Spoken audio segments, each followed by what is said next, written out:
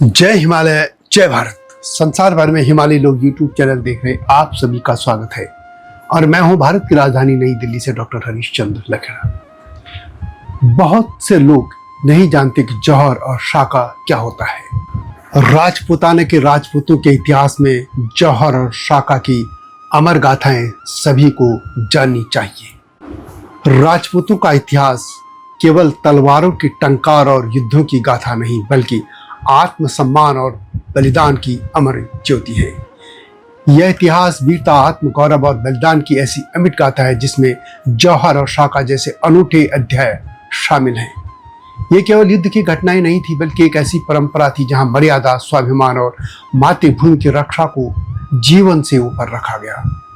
जब किसी युद्ध में पराजय निश्चित हो जाती थी और शत्रु की अपमानजनक विजय सामने होती तब राजपूत स्त्रियां अग्नि की गोद में उतरकर जौहर करती थी।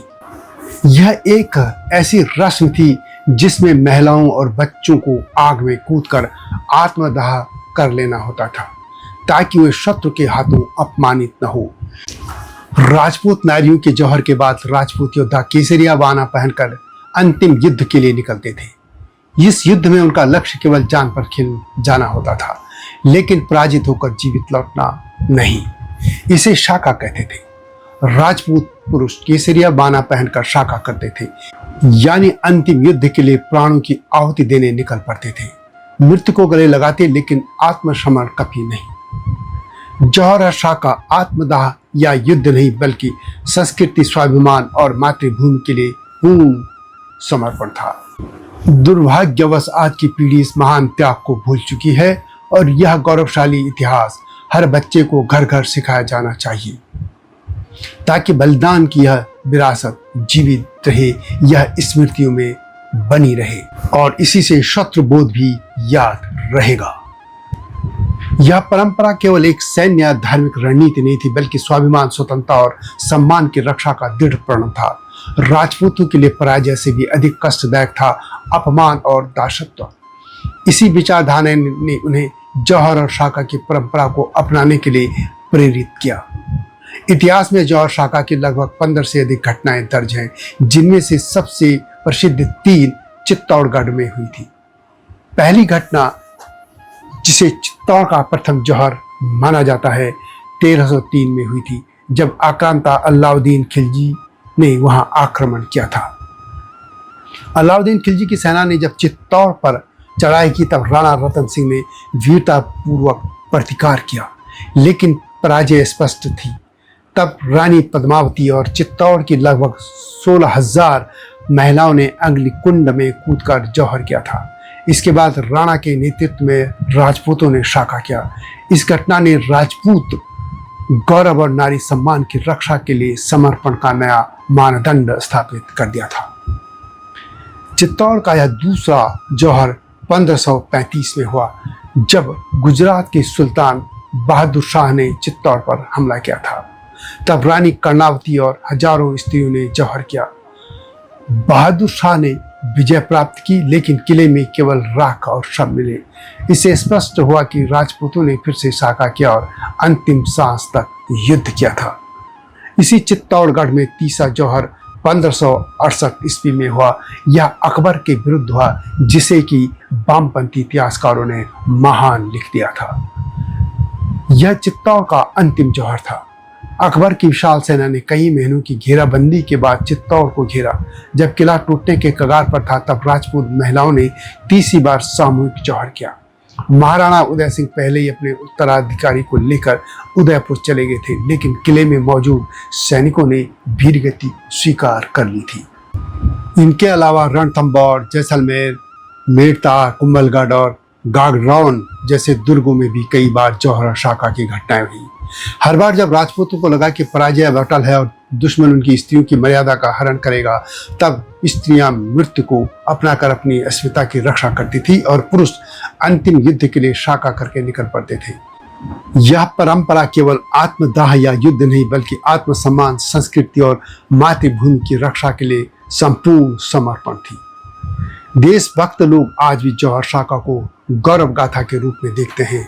चित्तौड़गढ़ में आज भी जौहर स्थल स्थित है, जहां प्रतिवर्ष जौहर मेले का आयोजन होता है। रानी पद्मिनी, कर्णावती और अन्य वीरांगनाओं की कहानियां लोक कथाओं, गीतों और भजनों में आज भी जीवित है। जौहर और शाका का ऐतिहासिक महत्व भी है। जौहर और शाका को केवल एक धार्मिक या रूढ़िगत परंपरा के रूप में नहीं देखा जा सकता है। यह उस युग की सामाजिक, सैन्य और नैतिक परिस्थितियों की उपज थी। राजपूत नारी सम्मान को सर्वोपरि मानते थे। मुगल और तुर्क आक्रमणकारी जब किलों को जीतते तो राजपूत स्त्रियां अपहरण, बलात्कार और गुलामी का शिकार बनती थी।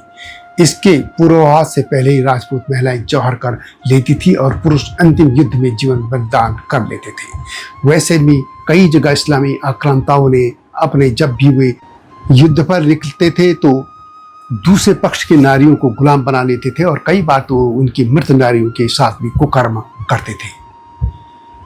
जौहर एक व्यक्तिगत निर्णय नहीं था, बल्कि पूरे समाज द्वारा सामूहिक रूप से लिया गया निर्णय होता था। जब दुश्मन किले के दरवाजे पर पहुंच जाता था और कोई राह नहीं बचती थी, कोई रास्ता नहीं बचता था, तब घड़ी तय होती थी जौहर की रात। स्त्रियां सफेद वस्त्र पहनती थी और मंदिरों में पूजा होती थी और अग्निकुंड सजाए जाते थे। सैकड़ों और कभी कभी तो हजारों महिलाएं अग्नि में प्रवेश कर जाती थी। इसके तुरंत बाद सैनिक और पुरुष सभी योद्धा केसरिया वाना पहनकर तलवारें निकालते और शत्रु से लड़ते हुए वीर गति को प्राप्त करते थे। यह एक सांस्कृतिक आत्महत्या नहीं थी, बल्कि एक ऐसी परंपरा थी जिसमें पराजय को भी गरिमा से स्वीकार किया जाता था। जौहर और शाका की आज भी प्रतीकात्मकता बनी है। राजपूतों के लिए मृत्यु कभी पराजय नहीं थी। जौहर और शाका मृत्यु को सम्मान और गरिमा के साथ स्वीकार करने की प्रक्रिया थी। जौहर और शाका यह दर्शाते हैं कि सम्मान अपराजेय है। जीवन को खोया जा सकता है लेकिन आत्मसम्मान को नहीं। स्वतंत्रता सर्वोपरि है। यदि स्वतंत्रता नहीं है तो जीवन का कोई अर्थ नहीं। नारी सम्मान सर्वोपरि है, यानी राजपूत नारियों ने शत्रु के हाथों अपमानित होने के बजाय आत्मदाह को चुना था। भारत में कुछ मतिमंद लोग जौहर और शाका की आलोचना भी करते हैं। आधुनिक दृष्टिकोण से देखा जाए तो जौहर को सामूहिक आत्मदाह, स्त्री अधिकारों का हनन और कट्टरता के प्रतीक के रूप में देखा जाता है, लेकिन यह आलोचना तब न्याय संगत नहीं मानी जा सकती जब उस युग की परिस्थितियां और विकल्पों की सीमाएं समझी जाएं। राजपूत नारियां किसी मानसिक दबाव में नहीं बल्कि स्वेच्छा से जौहर करती थी। वो युद्ध की संभावनाओं, शत्रु की बर्बरता और अपनी संस्कृति की गरिमा को समझती थी। इससे यह समझना आवश्यक है कि उस काल में जौहर और शाका आत्मरक्षा के अंतिम उपाय थे। यह सम्मान की रक्षा के लिए किए आत्म बलिदान का इतिहास है। जौहर और शाका राजपूत चेतना के दो ऐसे स्तंभ हैं जिन्होंने न केवल समय को रोका बल्कि आने वाली पीढ़ियों को यह सिखाया कि आत्मसम्मान और स्वतंत्रता के लिए किसी भी सीमा तक जाया जा सकता है। आज जब हम स्वतंत्र भारत में रहते हैं यहाँ, तो यह आवश्यक है हम जौहर और शाका जैसी परंपराओं को केवल अतीत की घटना न माने बल्कि उन्हें एक प्रेरणा स्रोत समझे, जो सिखाती है कि जब विकल्प कम हो तब भी सम्मान से जीना और सम्मान से मरना ही जीवन का सार है। यह राजपूतों की गाथा कैसी लगी कमेंट बॉक्स में अवश्य लिखें। जल्दी आऊँगा इस तरह की स्टोरीज के साथ। तब तक जय हिमालय, जय भारत। हिमालय पे पेड़ हो तो गीत गाएंगी नदियाँ, गीत गाएंगी नदियाँ। पेड़ों पे चिड़िया है तो गीत गाएंगी नदियाँ, पेड़ों पे चिड़िया है तो गीत गाएंगी नदियाँ। माँ की लोरी जैसे होते हैं नदियों के गीत।